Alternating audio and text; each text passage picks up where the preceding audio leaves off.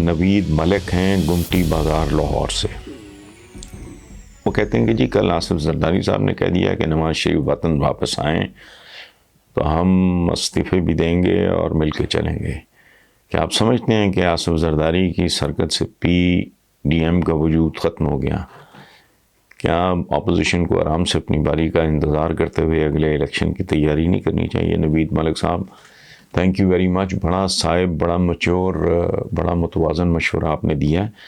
لیکن یہ ایک اور ٹائپ کے لوگ ہیں. زرداری صاحب نے بات جو کی ہے وہ بالکل لاجیکل ہے کہ بھئی یہ وہ کیا ایک پنجابی کا محاورہ ہے، کھان پین نو پاگ پری تے تون پناؤن نو جمعہ.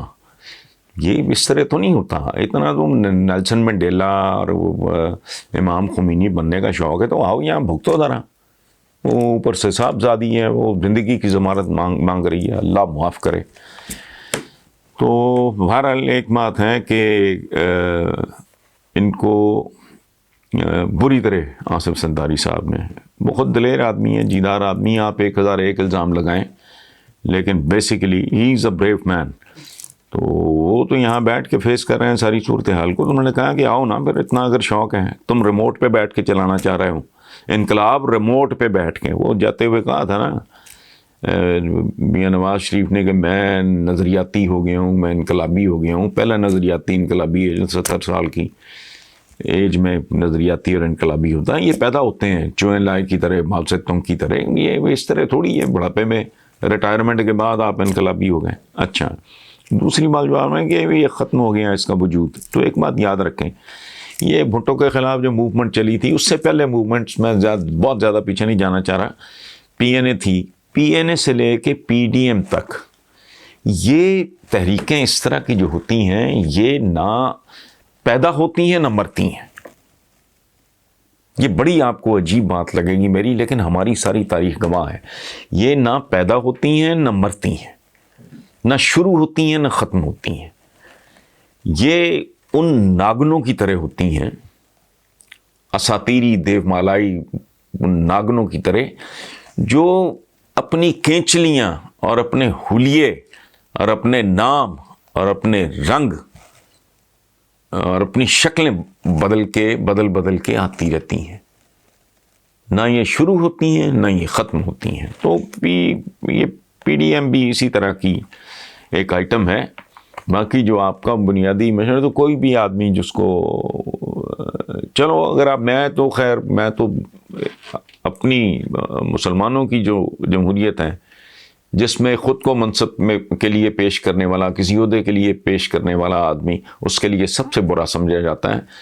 میں تو بیسیکلی اس کا بلیور ہوں، اس کا حامی ہوں. لیکن پھر بھی اگر آپ ویسٹرن ڈیموکریسی ہی آپ نے تھوکا ہوا چاٹنا ہے ان کا، تو اس کے بھی کوئی ادب آداب ہے نا. کم از کم اس کے تو آداب کا خیال کرو کہ ٹرم پوری کرنے دو اس گورنمنٹ کو. لیکن بہرحال ان کی دہاڑیاں ٹوٹ رہی ہیں اور ان کی دہاڑیاں اربوں میں ہوتی ہیں، تو اس لیے فرسٹریشن ہے. باقی جو بات آپ کی 100% درست ہے کہ ان کو باوقار طریقے سے گریسفلی اگلے الیکشن کی تیاری کرنی چاہیے. پھر دیکھ لیتے ہیں اگر اس وقت تک ڈلیور کیا ہوگا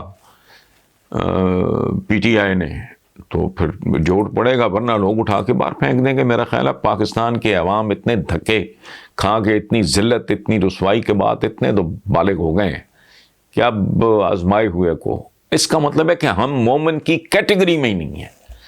فرمان ہے ہمارے بڑوں کا کہ مومن ایک سوراخ سے دوسری بار نہیں ڈسا جاتا. ہم کس ٹائپ کے مومن ہیں؟ ہمارے نام چونکہ مسلمانوں جیسے ہیں، ہم نمازیں بھی پڑھ لیتے ہیں، روزے بھی رکھ لیتے ہیں، لیکن یہ اس ڈیفینیشن میں جب تک یہ قوم پورا نہیں اترے گی تب تک میرا نہیں خیال کہ ان کا کوئی مستقبل ہوگا. لیکن بہرحال آپ کا مشورہ بہت صائب ہے اور انہیں اس کے بارے میں سوچنا چاہیے. تھینک یو نوید ملک صاحب. السلام علیکم ویورز. آج کا پہلا سوال ہے کہ ملیحہ چودھری ہیں اسلام آباد سے. وہ کہتی ہیں کہ مولانا فضل الرحمان کا کہنا ہے کہ جب تک پارلیمنٹ سے استعفے نہیں دے دیے جاتے تب تک لانگ مارچ مؤثر نہیں ہوگا. مولانا کے اعلان کے بعد پیپلز پارٹی اور مسلم لیگ نون کوئی حتمی فیصلہ نہیں کر پائے.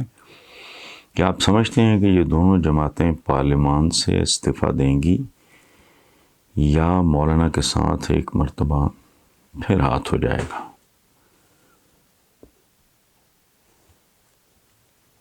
ملیحہ بیٹا، سچی بات تو یہ ہے کہ مولانا فضل الرحمان صاحب کے ساتھ ہاتھ ہوتا ہے یا پاؤں ہوتے ہیں.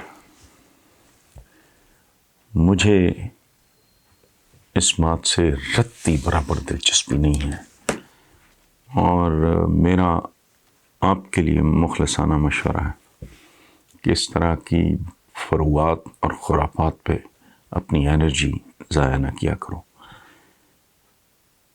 مجھے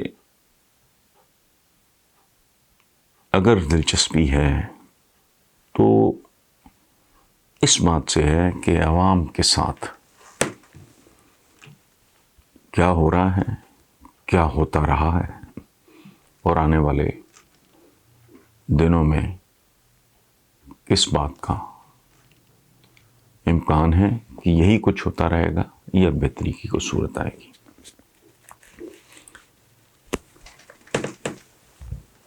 ایک کلیریکل سا کلرکوں والا جواب ہے کہ ان کے تو سٹیکس ہیں کوئی نہیں، پیپلز پارٹی اور نون لیگ کے بہرحال سٹیکس ہیں. نون لیگ بھی کسی حد تک جا سکتی ہے چونکہ اس پہ وحشت 100% وحشت طاری ہے نون لیگ کی لیڈرشپ میں. لیکن پیپلز پارٹی ایک میچور پولیٹیکل پارٹی ہے. یہ تو ایک کلیریکل سا جواب ہے. مجھے نہیں لگتا کہ استعفوں تک نوبت جائے گی. باقی جو سوچنے والی بات یہ ہے، اس پہ بہت غور کرنا آپ، کہ جوہر کی دریافت، ڈی این اے کی جینیات، کمپیوٹر کی لسانیات اور جینیاتی انجینئرنگ کی اس دنیا میں یہ کون کم بخت ہیں جنہوں نے پوری قوم کو لانگ مارچوں اور دھرنوں میں انگیج کیا ہوا ہے. میں نے آج ہی ایک کالم لکھا ہے کہ زیادہ نہیں 100 سال کے بعد ہم کہاں کھڑے ہوں گے.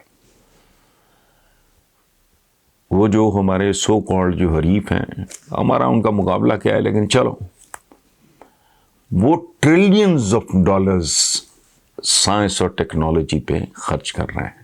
مریخ کی دہلیز پہ وہ دستک دے رہے ہیں. اس ملک کا جو حال ہے 73 سال بعد، 74 سال بعد، چھوٹے سر لمبی زبانیں، جینیاتی انجینئرنگ جسے کہتے ہیں، انٹیلیجنٹ ڈیزائن جو ہے وہ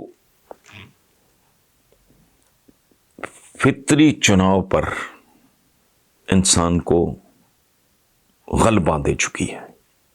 بندہ خود قدرتی ساخت کو اپنی ضروریات اور ترجیحات کے اعتبار سے بدلنے کی اہلیت حاصل کر چکا ہے. یعنی ایک طرف علم و ہنر، تحقیق اور تخلیق کے سمندر، دوسری طرف یعنی ہماری طرف یہ جہالت کی طاقت کے سرچشمے. ایک طرف گمشدہ جہالت کی طاقت کے سرچشمے، میں پھر ریپیٹ کر رہا ہوں، دوسری طرف ڈوم بھانڈ مراسی اور موقع پرست مہم جو. ایک طرف قرۂ ارض سے باہر کی فتوحات، مریخ تک، باقی سیاروں تک، دوسری طرف کوڑے کے خوشبودار ڈھیر جو لاہور کی شناخت بنتے جا رہے ہیں. تو یہ سروائیول کی جنگ ہے. میرے اس کالم کا عنوان تھا کہ 100 سال بعد ہم جو آج ہیں 2 وقت کی روٹی کروڑوں بچہ اسکول سے باہر. اور وہ میں نے جیسا عرض کیا سائنس اور ٹیکنالوجی کے سمندر. 100 سال بعد ہم کہاں ہوں گے؟ پاکستان بننے کے بعد آج تک تقریباً 73 سال میں ہم کہاں ہیں؟ ایسے ہی 73 سال اور تب باقی دنیا کہاں ہوگی؟